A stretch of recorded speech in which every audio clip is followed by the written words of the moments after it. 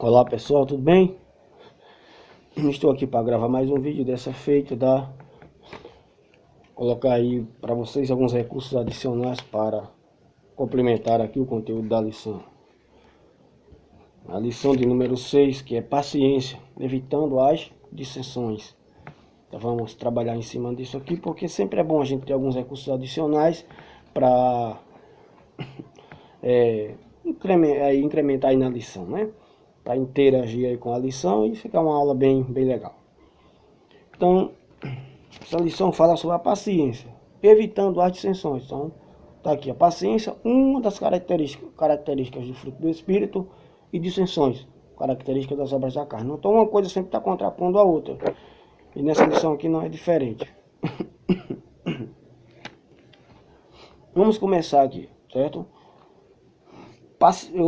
Antes de começar, eu vou sempre dizer para vocês uma coisa, que sempre semanalmente eu vou estar colocando aqui no meu canal, que é o canal Página Divina, o comentário das lições, certo? Na Escola Bíblica Dominical, sempre de quarta, nos dias de quarta até quinta-feira, por aí, de quarta a quinta, estarei colocando esses comentários ali, assim, esses comentários, né, para ajudar vocês aí. Então, o nome do meu canal é Página Divina, se inscreva aí no meu canal, curtam, dê o seu like, dá o seu joinha aí, que é muito bom para a divulgação do nosso trabalho. Compartilhe nosso trabalho, né, que aí você irá nos ajudar muito, certo? E irá também ajudar as pessoas que precisam aí de uma ajuda, de um recurso adicional na Escola Bíblica Dominical. E também estarei postando outro vídeo dando opinião sobre certos assuntos polêmicos, entendeu? Já postei alguns vídeos, né? E vamos continuar fazendo isso. Só que agora vamos aqui incrementar um assunto novo, um recurso novo. Lição para a Escola Bíblica Dominical. Mas vai vir mais coisas por aí. Iremos também abordar temas teológicos, entendeu? Preparar aulas de teologia online. E vamos trabalhar aí de uma maneira, certo? Da maneira aí que venha ajudar a todos e eu também ser ajudado. Vocês aprendem e eu aprendo também, certo? Vamos lá, vamos embora. Primeiro ponto, paciência. Paciência, o que é paciência? Paciência, ela é a virtude que nos condiciona a suportar as dificuldades incondicionalmente, entendeu? Então a primeira coisa que você deve explicar para os seus alunos é que a paciência, ela vem de Deus. Ela é algo que faz parte da essência do próprio Deus. Você explique isso para os seus alunos. Aí você leve eles, certo? Lá para o livro do Êxodo, capítulo 34, versículo 6. Olha o que é que diz.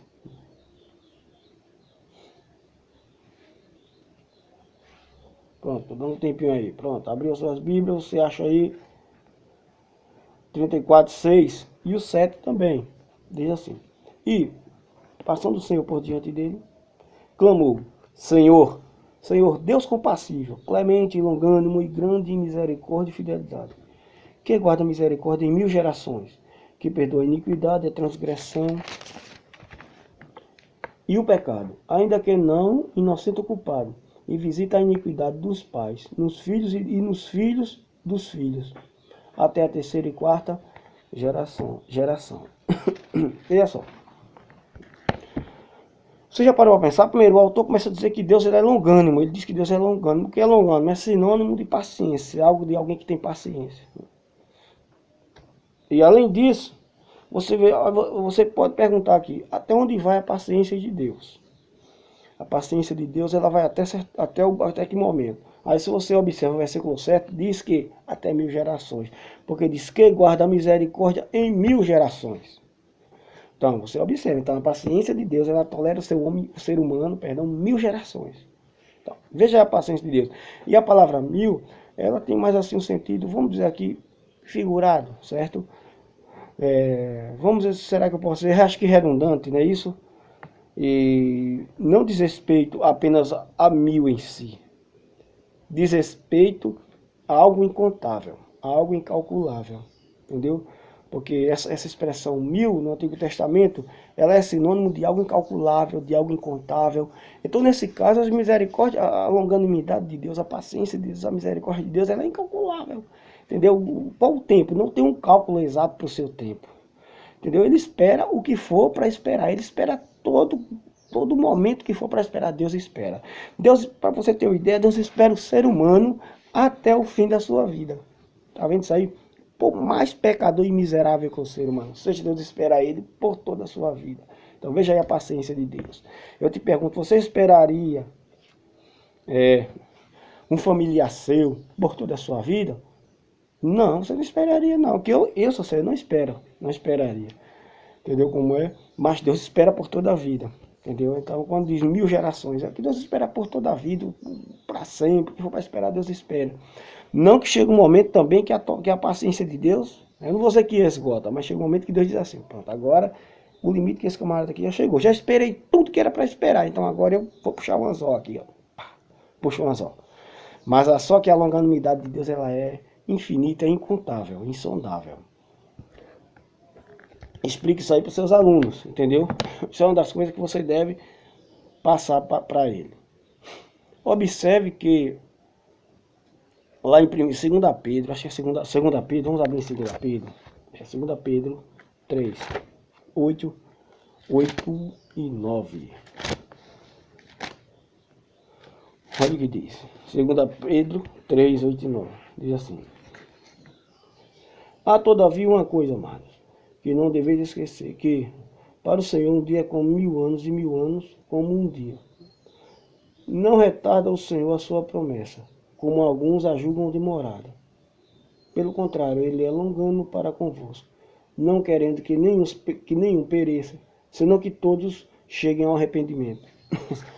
Veja agora, diz que Deus era longânimo. Um dia para o Senhor é como 1000 anos e 1000 anos como um dia. Então é aquilo que eu falei, o número 1000 ele é um número simbólico.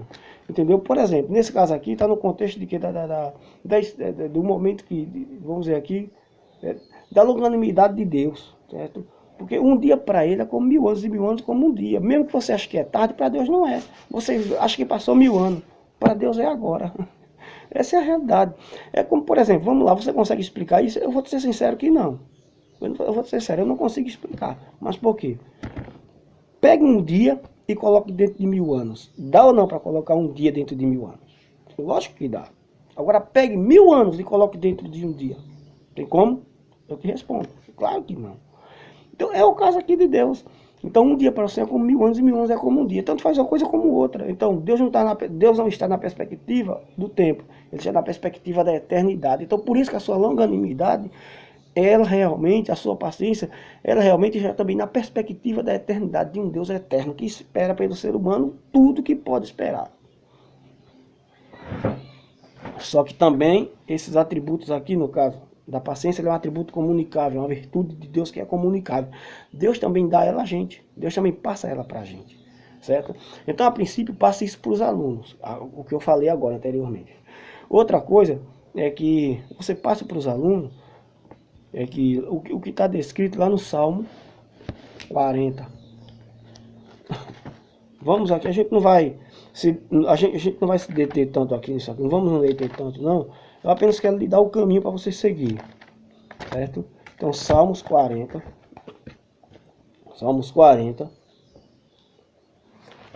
versículo 1. Eu desesperei com paciência no Senhor, ele se inclinou para mim e ouviu o meu clamor. Agora vem a pergunta, o salmista disse, eu esperei com paciência no Senhor. Ele se inclinou para mim e ouviu o meu clamor. Mas vem a pergunta, onde foi que o salmista estava esperando pelo Senhor? Foi no palácio? Onde foi que ele estava esperando pelo Senhor? Foi no seu trono, lá sentado? Não, esperar Deus agir. Foi aí? Vamos ver onde ele estava, quando ele esperou pelo Senhor. Explique para os alunos o que é que a esperança nos condiciona. Veja só. Tirou-me de um poço de perdição. Eu acho que é melhor, gente, eu ler aqui ao meio da revista corrigida. Ela fica bem mais precisa. Vamos ler aqui ao meio da revista corrigida. Isso é ao meio do século 21. Não, vamos ler essa não. Vamos ler ao meio da revista corrigida. Deixa eu botar aqui só um momento. E assim mesmo, a gente não vai... Eu não sou de editar vídeo não. O que der aqui... O que der deu aqui. É Salmos 40.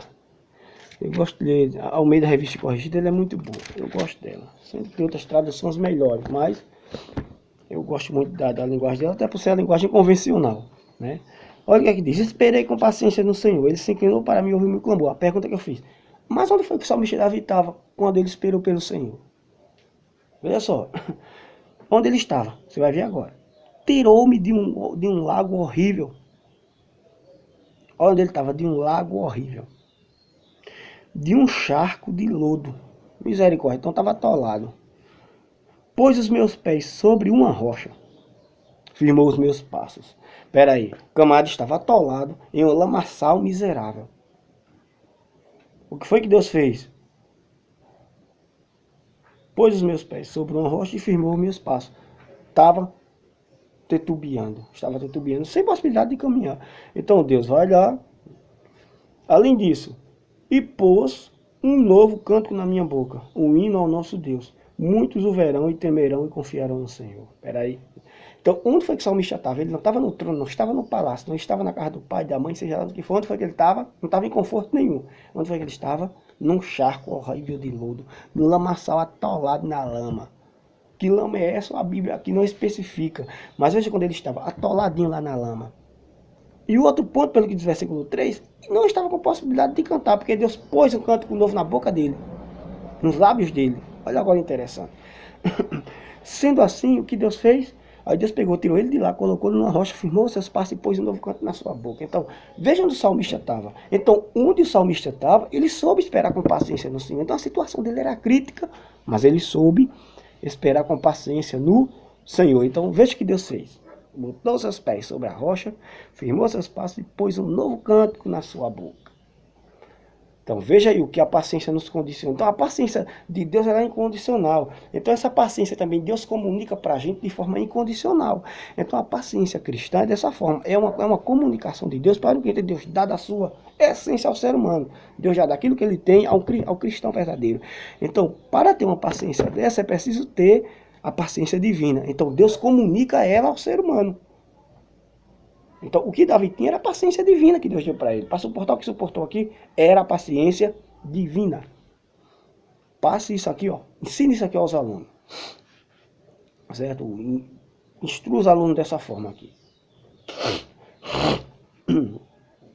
Desculpa aqui, gente, porque eu tô um pouco com essa rinite alérgica. Eu sofro de rinite alérgica, sabe? Aqui a gente tá em mudança de clima. É Nordeste, sempre quando chega esse período de tempo, só Deus tem misericórdia de mim com essa rinite alérgica. Então não ignore aí qualquer coisa, porque a coisa tá feia aqui. Não tem hora, né, pra você ser atingido pela crise. Vamos lá. Então, o interessante é que lá em Tiago, no capítulo 5, acho que é 5, 10 e 11. Tiago 5, 10 e 11, eu acho que é isso. Diz assim, que devemos seguir o exemplo e procurar a paciência de Jó. Seguir a paciência de Jó e dos profetas. É verificar o que Jó passou. Veja só, Jó perdeu riqueza, Jó perdeu família, Jó perdeu saúde física, perdeu os amigos. Eu vou dizer, ele não perdeu fisicamente a esposa, mas perdeu psicologicamente e emocionalmente a esposa. Então, e soube esperar até um determinado tempo, para lá no capítulo, acho que é 41 de Jó. Jó saiu lá no 41. Veja só qual foi o motivo de Jó esperar. Acho que é Jó 42.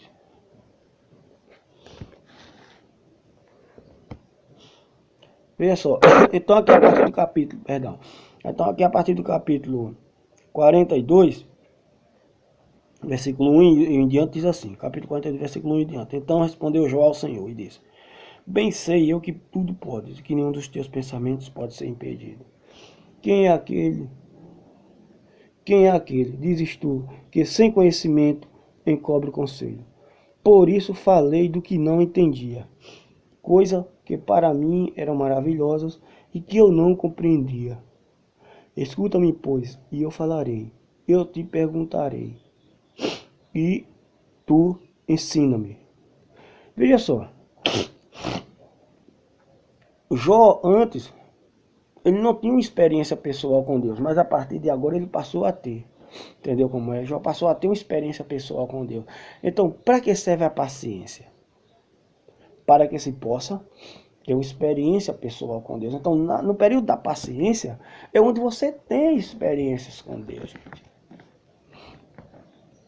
Então, Jó aprendeu a ver Deus de uma maneira diferente. Porque qual era o pensamento de Jó? Quem é justo, qual era o pensamento dos primeiros seres humanos? Até ali o período patriarcal, porque Jó viveu naquela época. Qual era o pensamento dele? Quem é justo, quem anda certinho com Deus, não é jamais jamais sofrerá calamidade. Mas Deus mostrou para Jó que é diferente, ó Jó. Não é porque o camarada é justo, é bom, que ele não sofre. Ele é justo e ele é bom. Mas ele também passa, Jó, por dificuldades. Simplesmente para conhecer Deus de maneira diferente. Entendeu como é? Ele apenas conhecia a Deus porque tinha ouvido falar, né, da geração de Sete, Enos, Cainã, Maalalel, Jared, Matusalém, Enoque, Noé, né, Sem, Cão e Jafé. Então, ele tinha ouvido falar daquela geração ali de Sete, a respeito de Deus, principalmente de Matusalém, acredito eu, que era um camarada de muita experiência, porque viveu 969 anos. Estava ali perto da situação em que, né, posteriormente, a família, depois, logo após o dilúvio ali, quem sabe nesse período, ainda vivia, né, a família de Noé, né? Então ele aprendeu tudo ali direitinho. Só que ele aprendeu diferente. Quem é justo não sofre. Mas Deus mostrou, quem é justo não é que sofra. Não é que sofre sendo punido, é que sofre sendo provado. Eu quero saber se você é justo na bonança e se você é justo no sofrimento. Então Deus quis mostrar aquilo para Jó. É diferente, Jó, do que você pensa. Então você não me conhece direitinho. Então por isso que você vai estar sofrendo, para que você possa experimentar o outro lado da moeda. E o que me chama a atenção aqui no mesmo Salmo 46, a partir do versículo 4, depois que Deus fez tudo aquilo ali, o salmista disse: olha, Senhor, tu fez isso comigo. Então o salmista começou a mostrar que a partir daquilo que Deus fez comigo, a partir do momento que ele esteve naquela situação crítica, e agora estamos voltando ao Salmo 40, né? A partir do momento que que ele esteve naquela situação crítica, e Deus tirou ele de lá, firmou seus pés sobre a rocha e firmou seus passos e pôs um novo canto na sua boca. Então, a partir do versículo 4, Deus, salmista Davi mostra que tudo que ele passou contribuiu para que ele pudesse ter o que dizer de Deus, certo? Então é isso aí. Então passe isso para os seus alunos, mostre para ele. Então, quando você chega aqui, ó, já falamos até de Jó, dentro desse caminho que eu estou dando, você não precisa nem se deter muito no terceiro subtópico aqui da lição. Não precisa, porque a partir do primeiro tópico a gente já, entendeu? Se utilizou aqui, dá do exemplo de Jó. E você já faz uma emenda aqui com o primeiro e o terceiro tópico, porque fica também de maneira sequenciada. Aí depois é que a gente vem aqui para o segundo subtópico da lição. Aí fica a seu critério. Então o que acontece? E a paciência também dos profetas, né? Uns foram degolados. O Jeremias, camarada como Jeremias, que pregou por quase 50 anos. Veja a paciência dele. E ninguém se converteu na pregação de Jeremias. Que decepção triste. Eu queria saber se você teria coragem de continuar cantando, pregando, ensinando e falando das grandezas de Deus durante todo o período da sua vida e não ver efeito nenhum.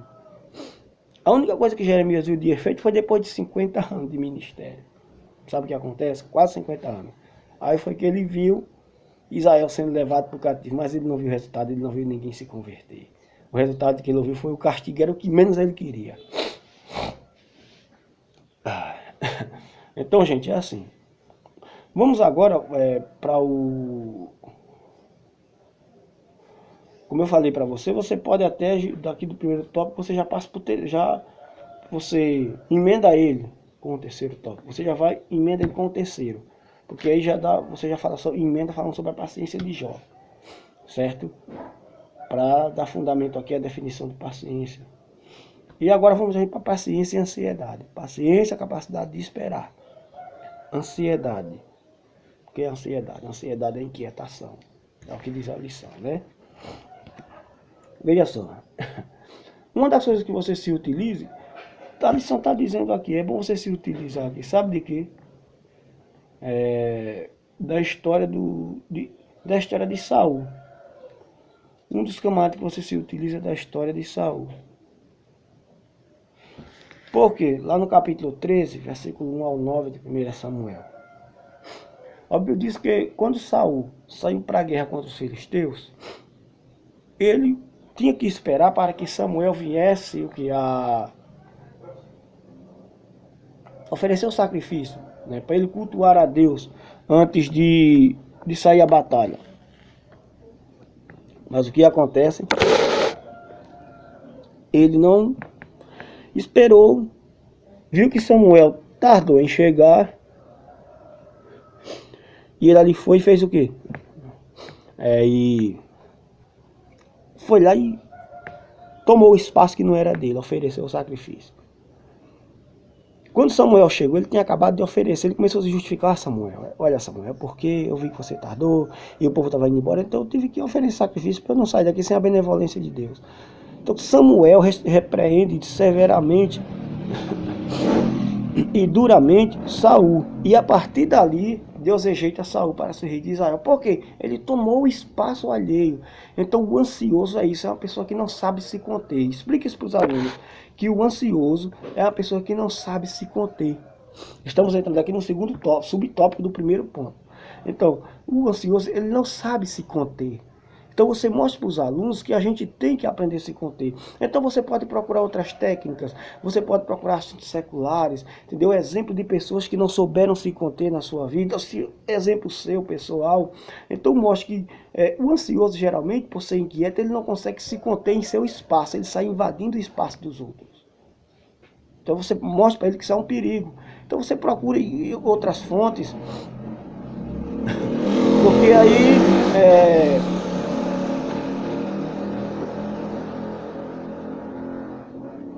só para passar o barulho mesmo. Então o que acontece? Você pegue e fale isso para os alunos, entendeu? Fale para os alunos que as pessoas ansiosas geralmente não conseguem se conter e invadem o espaço dos outros. Isso é um perigo. Entendeu como é? Para a gente finalizar em cima disso, sobre a ansiedade, a gente vai lá para Mateus, capítulo 6. Eu acho que é o 6, é isso? Deixa eu ver se é Mateus capítulo 6. Mateus capítulo 6. 8, 7, 6. Encontramos. Agora 6.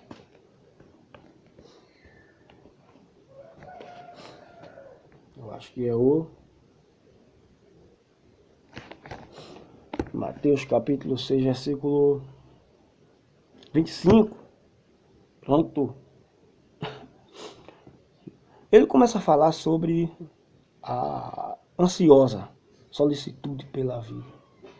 Então, a primeira coisa que Deus começa, a primeira coisa que Jesus começa, Deus, aí a gente, mas Jesus também é Deus, né? Não há problema em falar Deus, mas que temos que especificar a pessoa de Deus, qual é? Jesus.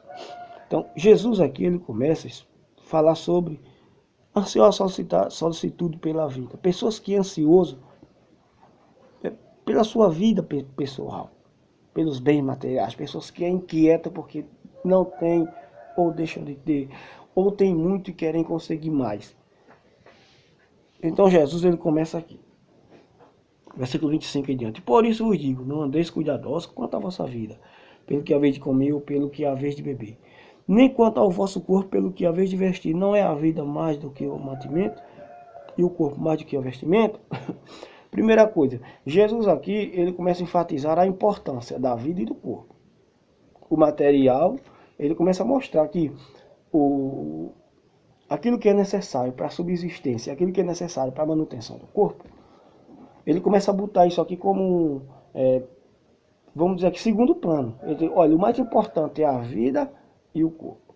Escuta só uma coisa, da vida e do corpo, eu cuido. Pode ficar tranquilo, que o necessário para a manutenção da sua vida e para a manutenção do seu corpo, eu cuido. Porque para mim o mais importante é a sua vida, que você entregou ela para mim. E o seu corpo, que você cultua ele, a mim, perdão, através dele. Então você começa a observar, ele começa a mostrar, olhar para as aves do céu. Eles não trabalham, eles não semeiam, eles não colocam nada em celeiro, mas contudo eu faço o quê? Eu alimento eles. Quanto mais vocês, que são mais importantes que ele. Quanto a veste, se preocupe não, porque os lírios têm as roupas mais belas na natureza. Quem é que dá? Sou eu.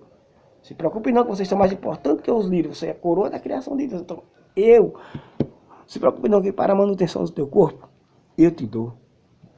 Então, eu te dou melhor do que as aves e te dou melhor do que a roupagem que os lírios têm. Então, leve isso para os alunos. Mas para isso, aí quando você chega no versículo 33, para encerrar, Jesus só diz uma coisa. Mas independente de tudo, busque primeiro o reino de Deus e a sua justiça, e as demais coisas vos serão acrescentadas. Ou seja, busque primeiro o reino de Deus e a sua justiça, e as demais coisas vos serão acrescentadas. Quer dizer, o que vai acontecer é o seguinte: se você buscar o reino de Deus e a sua justiça, o que for necessário para a subsistência da vida e para a manutenção do corpo, isso só vem sendo acrescentado. São coisas que vai sendo acrescentadas à sua vida. Se preocupe não. Então, leve isso para os seus alunos. Então diga, não adianta você ser, explique para os alunos que não adianta eles serem ansiosos, tá inquieto, invadir o espaço dos outros. Não, diga eles que se contenham, que se mantenham ali contidos, entendeu? Que saiba viver com aquilo que Deus dá, entendeu? E trabalhe direitinho para o reino de Deus. Então Jesus começa até a dizer, olha, por acaso vocês vão mudar o curso da sua vida com tanta ansiedade? Não. Então apenas se contenham. Não invadam o espaço dos outros, não invadam o ambiente alheio, entendeu? Se contenha ali, entendeu? Peça paciência a Deus, se contenha, deixe de tanta ansiedade, que o que Deus tem de fazer, Ele vai fazer. Entendeu? Que o que você precisa, Ele vai te dar. Que o que você precisa, Ele vai acrescentar.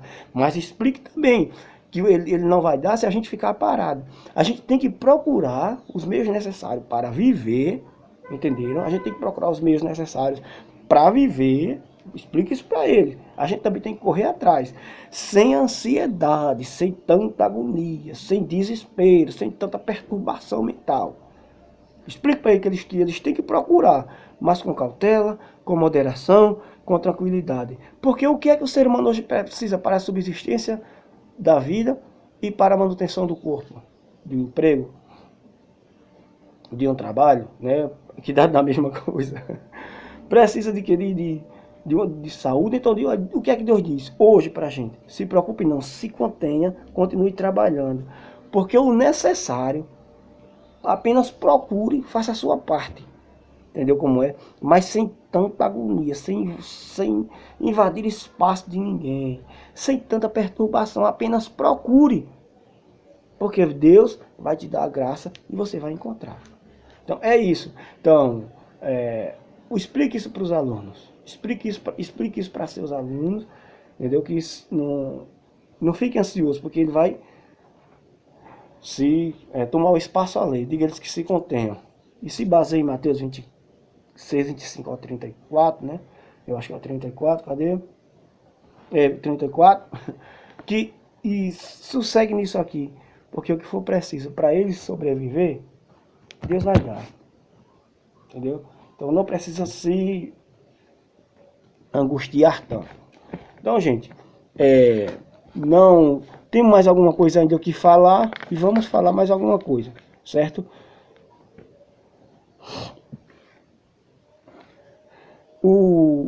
Temos aqui outro tópico interessante que a gente precisa falar na lição, tá? Aqui. Cadê? É o segundo tópico. Vamos para o segundo tópico. Certo? A gente vai para o segundo tópico. Eu acho melhor a gente fazer o seguinte.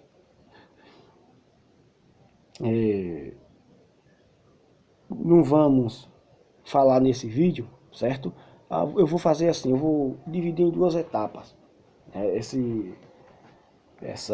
essa lição. Então, próximo vídeo a gente falará sobre o segundo tópico da lição, tá certo? Fiquem na paz, Deus abençoe e até a próxima.